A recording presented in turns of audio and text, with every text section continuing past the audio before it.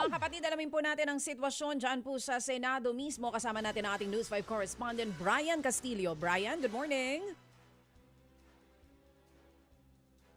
Good morning, DJ Chacha. Mahigpit na ang seguridad sa labas ng Senado ngayong unang araw ng impeachment trial ni Vice President Sara Duterte.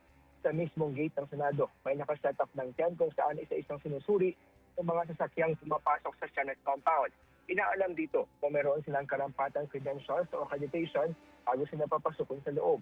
Nagsimula na rin magdatingan ang grupo-grupo ng mga pulis mula sa iba't ibang districts at units ng NCRPO na nakatalagang magbantay dito sa Senado. Karagdagang pwersa na yan. Wala pa sa mga naunang pumusyon dito simula pa kagabi. Kanya-kanya ng pwesto ngayon ang mga pulis upang paitingin ang pagbabantay sa lugar. Sabi ng PNP na sa mahigit 6,000 tauhan nila ang ipakakalat para tiyakin ang seguridad sa isasagawang impeachment trial simula ngayong araw. Papayagan naman daw ng mga otoridad ang pagsasagawa ng kilos protesta. Pero hanggang sa southbound lane lamang ng Diokno Boulevard, pwedeng pumwesto ang mga ralista.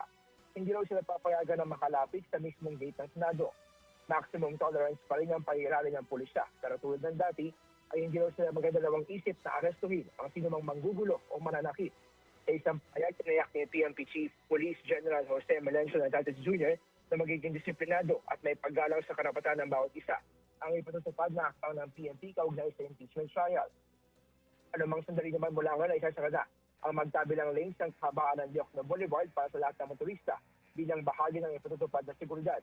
Sa mga oras na ito, wala pa tayong nakikitang anumang grupo na nakaantabay dito para magsagawa ng kanilang kilos protesta. Pero handang-handa na lamang pulisya sa anumang posibleng maging senaryo.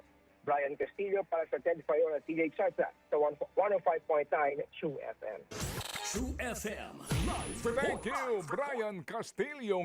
Mga kapatid, patuloy po kayong tumutok sa 105.9 True FM para sa totoong balita, impormasyon, music and entertainment. Mag-subscribe sa aming YouTube channel at podcast at sundan nyo kami sa Facebook, Instagram, X at TikTok sa True Network PH. Bisitahin din po ang aming official website, truefm.ph.